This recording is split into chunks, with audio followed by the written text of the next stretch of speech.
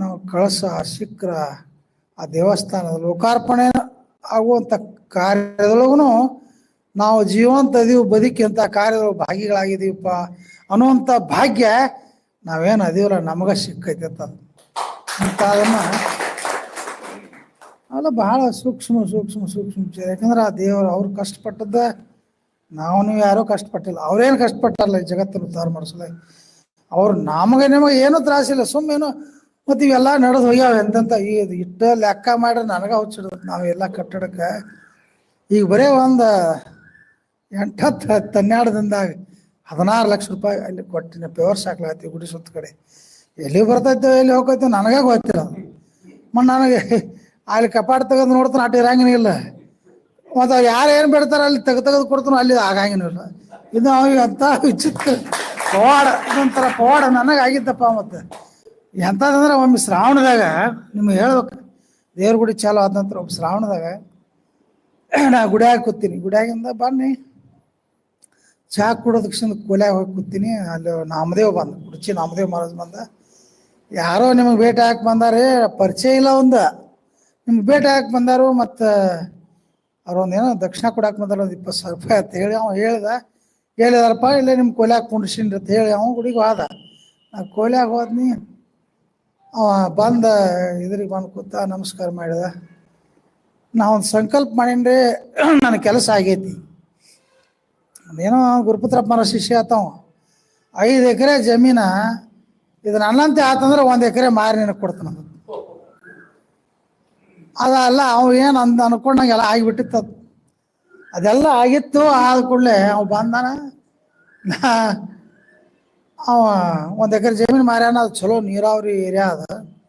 22 ಲಕ್ಷ ರೂಪಾಯಿ 1 ಎಕರೆ ಜಮೀನು. ಅವ ನನಗೆ ಹೇಳಿದ, ನಾಮದೇವ 20,000 ರೂಪಾಯಿ ತರ ತಂದು ಕೊಟ್ಟ ನಿನಗೆ. ಅವ 2 ಕೈಚಲ್ ತುಂಬ್ಕೊಂಬಂದಾನ. ರೊಕ್ಕ ನೋಡ್ನಿ ಏನು ನಾನು ಎದ್ರಾಗ ಹಿಡ್ಸಾಕತ್ತಂದ ಅನ್ನತ್ತೆ. ನನಗೆ 20 ಲಕ್ಷ ರೂಪಾಯಿ ಅದಾವದ್ರಾಗ.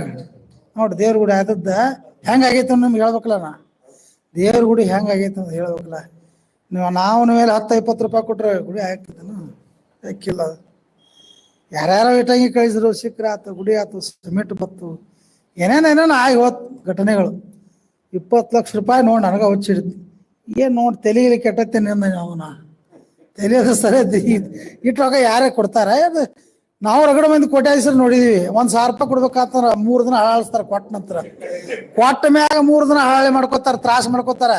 1,000 ರೂಪಾಯಿ ಅಂತದ್ರಾಗ 20 ಲಕ್ಷ ರೂಪಾಯಿ ಹೆಂಗೆ ಓಪ? ಏನು ನಾ ಬೇಡ್ಕೊಂಡೇನ್ರಿ ಆತ್ರಿ ಕೊಟ್ಟು ಹಂಗೆ ಬತ್ ಮತ್ತೆ ಕೆಲವೊಂದು ಸಮಸ್ಯೆಗಳು ಬಂದು ರಡ್ರಟ್ಟಿಗಳು. ಒಂದು ಜಮೀನು ಇತ್ತು, ಅದು 5 ಎಕರೆ ಜಮೀನು. 5 ಎಕರೆ ಜಮೀನು ಅಂದ ಕೂಡಲೇ ಅದು 25 ಲಕ್ಷ ರೂಪಾಯಿ ಎಕರೆ ಮಾಡಿದ್ರು. ಅವರು 5 ಮಂದಿ ಹಿರಿಯರ ಹೆಸರಲ್ಲೇ ಮಾಡಿದ್ರು. ಗುರುಪುತ್ರಪ್ಪ ಮಾಡಿದ್ರೆ ಮಾಡಿದ್ದು ಒಂದೊಂದು ಎಕರೆ. ಯಾಕಂದ್ರೆ ಇತಿಹಾಸ ಹೇಳ್ತಾನೆ ನಿಮ್ಗೆ. ಈ ಮಠ ಗುಡಿ ಆಗ್ಬೇಕಾರ 5 ಮಂದಿ ಮುದುಕರಾಗ್ಯಾರ. ಅವ್ರು ಸಾಯಕತ್ತಾರ. ಅದ್ರಾಗ 1-2 ಸಾತ್ರ ಮಾನ್ಯ.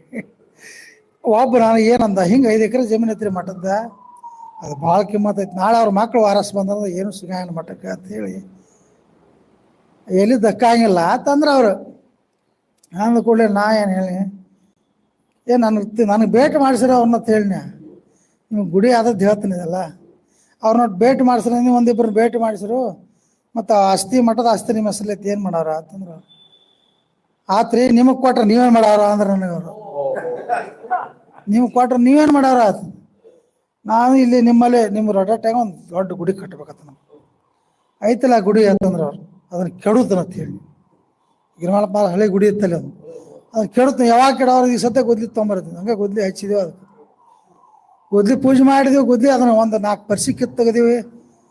ನಾವೆಲ್ಲರೂ ಬಂದು ಸೇವ್ ಮಾಡ್ತೀವಿ ಅಂದ್ರೆ ಅವರು 4 ಸಲ ಮಠಕ್ಕೆ ಕರೆಸಿನವ್ರು. ಅವ್ರು ಬರಾರ ಮತ್ತೆ ಏರ ತಕರಾರು ಹೇಳ್ಕೊಂಡು ಹೊಳೆ ಹೋರ. ಅದು 1,25 ಲಕ್ಷ ರೂಪಾಯಿ ಅವ್ರ ಹೊಲ ಮಾರಿದವು. 1,25 ಲಕ್ಷಕ್ಕೆ ಮಾರಿದವು.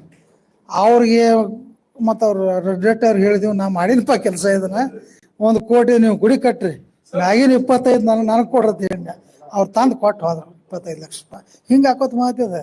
ಎಲ್ಲರೇ ಹಿಂಗೆ 50 ಕೊಟ್ಟರು 100 ಕೊಟ್ಟರು ಏನು ಕೆಲಸ ಮತ್ತೆ ಒಮ್ಮದೆಲ್ಲ ಅವತ್ತು ಗುಡಿ ಲೋಕಾರ್ಪಣೆ ಕೆಲಸ ನಡೆದೈತೆ. ಯಾಕಂದ್ರೆ ಬರೇ ಗರ್ಭಗುಡಿಯಾಗಿಂದ 5, 6, 8 ಕಂಬದಾವು 35 ಲಕ್ಷ ರೂಪಾಯಿ ಗುತ್ತಿ ಕೊಟ್ಟೈತೆ ಅದನ್ನು. ಅಂದಾಗ ಆಗೈತಿಲ್ಲ.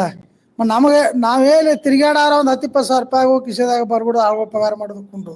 ಹಿಂಗೆ ಈ ಸಂಪ್ರದಾಯ ಇನ್ನೊಂದು ಏನಪ್ಪ ಅಂತಂದ್ರೆ ಇದು ನಾವು ಮಾಡಿದೆವು ಅಂದ್ರೆ ಆಗು ಮಾತು ಅಲ್ಲ. ನಾವೇನು ಇಚ್ಛಾ ಮಾಡ್ತಿದ್ಲ ಅದು ಹಾಕಿತ್ತನ ಅದಕ್ಕೆ ಯಶಸ್ವಿಯಾಗಿ ಇವತ್ತಿನ, ಯಾಕಂದ್ರೆ ಆ ಪರಮಾತ್ಮನ ಒಂದು ಮಂದಿರ ಎಲ್ಲ ಎಲ್ಲ ಯಾವುದೇ ನಿರ್ವಿಘ್ನವಾಗಿರ್ತಾರಲ್ಲ, ಏನೇನೋ ನಮಗೆ ಒಟ್ಟ ಮಾಡಿದಂಗಿಲ್ಲ, ಅಡಚಣೆ ಬಂದಿಲ್ಲ, ಎಲ್ಲ ಒಂದು ಮನಸ್ಸು ಮಾಡಿಬಿಡ್ದೆ. ಕಳಸ ತರಕ್ಕೆ ಹೋಗ್ಬೇಕು ಅನ್ನೋದು ಒಬ್ಬ ಫೋನ್ ಮಾಡಿದೆ, ನಾವು ಒಂದು 1.5 ಲಕ್ಷ ರೂಪಾಯಿ ಕೊಡ್ತೀವಿ. ಹಿಂಗೆ ಕೆಲಸ ಕೊಟ್ಟು ಬಂದ್ಬಿಟ್ಟು ಆ 1.5 ಲಕ್ಷ ರೂಪಾಯಿ ನಮ್ಮ ಅಕೌಂಟ್ಗೆ ಹಾಕಿಬಿಡ್ದ. ನಾವು ಕಳಸ ತರಕ್ಕೆ ಹೋಗೋದು ಹಾದ್ಯಾಗ ಒಂದು ನಮ್ಮ ಗಾಡಿಯಾಗ ಒಂದು 2-3 ಗಾಡಿ ಬಂದವು. ಮತ್ತೊಬ್ರು ನಾವು ಬರ್ತೀವಿ ಆ ಉಳ್ದಾರ ಕೂಡ ಕಳ್ಸಿದ ರೊಕ್ಕ ಅಲ್ಲೇ ಕೊಟ್ಬಿಟ್ರು. ಹಿಂಗೆ ಎಷ್ಟು ಸರಳ ಅಂದ್ರೆ ಒಟ್ಟ ಏನೇನೋ ಮಜ್ಜ ಅಲ್ಲ ಎಲ್ಲ ಕುಲ್ಲ ಆಗಿಬಿಡ್ತು. ಹಿಂಗೆ ಆ ಒಬ್ಬ ಅವತಾರಿ ಪುರುಷ ನೋಡ್ರಿ ಎಷ್ಟು ಸೂಕ್ಷ್ಮ ಅಂದ್ರೆ, ನಾವು ನೀವೆಲ್ಲ ಮಾಡ್ತೀವಿ ಅಂದ್ರೆ ಆಗೋ ಮಾತೂ ಅಲ್ಲ. ಅವ್ನು ನನ್ನ ಕೆಲಸ ನಾನಾ ಮಾಡ್ಕೊತಾನ ಆಗೈತೆ, ಅದು ಉಳ್ದಾರಿಗೆ ಆಗೋ ಮಾತು ಅಲ್ಲ. ಇದೆಲ್ಲ ನಾನು ಯಾಕಂದ್ರೆ ಅವನದು ಇತಿಹಾಸ ಯಾರೋ ಕೇಳಿರತ್ತೆ, ನೀವು ಏನೇನು ಮಾಡಿರಿ ಕಾರ್ಯಗಳನ್ನು ನಿಮ್ದಟ್ಟು ಗ್ರಂಥದಾಗ ಉಲ್ಲೇಖ ಬರಿಬೇಕತ್ತೀವಿ ಅಂದ್ರೆ, ನಾನೇನು ಬರಿತೀವಿ ಹೋಗೋ ನೀನು ಅಂದ್ರೆ, ನಿನಗೆ ಕಾಗದ ಸಾಲಂಗಿಲ್ಲ, ಪೆನ್ನು ಸಾಲಂಗಿಲ್ಲ, ಅವನ ಇತಿಹಾಸ ಬರೆಯೋಕೆ ನಮಗೇನು ಸಾಗ್ತೈತಿ ಅಂದ್ರೆ ಅಂಥ ಇತಿಹಾಸಗಳು ಅವರು ನಿರ್ಮಾಣ ಮಾಡಿದ್ರು. ಯಾಕಂದ್ರೆ ಈ ಜಗತ್ತನ್ನು ಉದ್ಧಾರ ಮಾಡ್ಲಿಕ್ಕೆ ಬಂದಂಥ ಅವತಾರಿ ಪುರುಷರು. ಅವ್ರ ಕಳಕಳಿ ಅವ್ರು, ಯಾಕಂದ್ರೆ ಯಾರು ದೊಡ್ಡವರು ಸಣ್ಣವರು, ನೀವು ಭಾಳ ದೊಡ್ಡವ, ಅವ್ನು ಭಾಳ ಪ್ರೀತಿ ಮಾಡ್ಬೇಕು, ನೀವು ಭಾಳ ಸಣ್ಣವ, ಅವನು ತಿರಸ್ಕಾರ ಮಾಡ್ಬೇಕು ಅನ್ನೋ ಭಾವನೆ ಇತ್ತಾನೆ. ಎಲ್ಲರೂ ನನ್ನ ಮಕ್ಕಳು ಅಂತ ಹೇಳಿ ಅವರು ಎಷ್ಟೊಂದು ಕಳಕಳಿಯಿಂದ ಈ ಸಂಪ್ರದಾಯ